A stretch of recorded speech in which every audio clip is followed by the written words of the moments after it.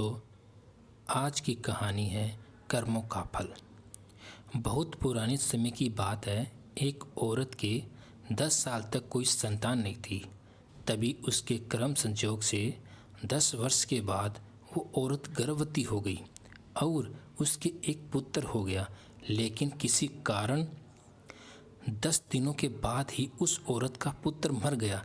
अब वो औरत फूट फूट कर रोने लगी और अपने मरे हुए बच्चे का शरीर लेकर एक बहुत ही सिद्ध महात्मा के पास चली गई और खूब रोते हुए उस महात्मा के आगे हाथ जोड़कर ये कहने लगी कि महाराज देखो, ये क्या हो गया मेरे साथ। उस ईश्वर ने मुझे 10 साल बाद बच्चा दिया और आज वो भी मर गया।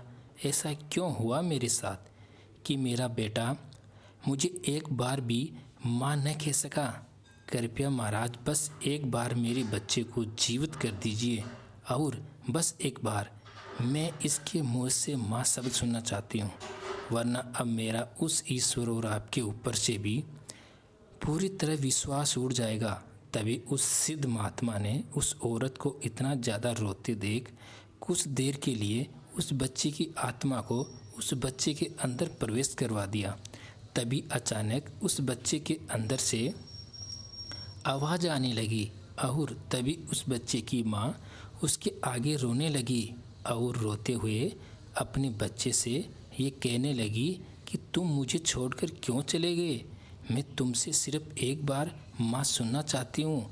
तभी उस बच्चे की आत्मा ने हंसते हुए कहा कि माँ, कौन माँ और कैसी माँ, मैं तो सिर्फ तुमसे कर्मों का हिसाब किताब करने और तुमसे बदला लेने आया था।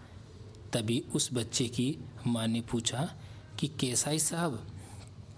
तभी उस बच्चे की आत्मा ने बताया कि पिछले जन्म में तुम मेरी सौतन थी और मेरी ही आंखों के सामने तुमने मेरे पति पर काला जादू करके उसे अपने बस में कर लिया था और मेरी ही आंखों के सामने तुमने मेरे पति से शादी भी कर ली थी, जबकि वो तुमसे बिल्कुल भी प्यार नहीं करते थे। लेकिन तुमने उन्हें अपने वश में कर रखा था और मैं तुम्हारे आगे कितना रोई, कितना गिड़गिड़ाई, मगर तुमने मेरी एक न सुनी और तुम मेरे पति से शादी करके न जाने कहाँ ले गई। मैंने उन्हें कितना ढूंढा मगर वो मुझे कहीं नहीं मिले और मैं रोज़ अपने पति के लिए रोती थी। लेकिन अब मैंने तुमसे अपना बदला ले लिया। तुम मेरे पति को ले गई और अब मैं तुम्हारे बच्चे को लेकर जा रही हूँ। अब रोती रहो ज़िंदगी भर, ये कहकर वो आत्मा उस बच्चे के अंदर से चली गई।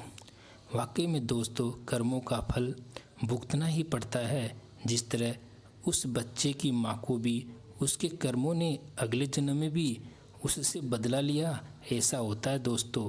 आपने भी कहीं ना कहीं सुना ही होगा अपनी दादी या नानी के मुँह से कि इंसान जैसा करता है वैसा उससे बनना ही होता है।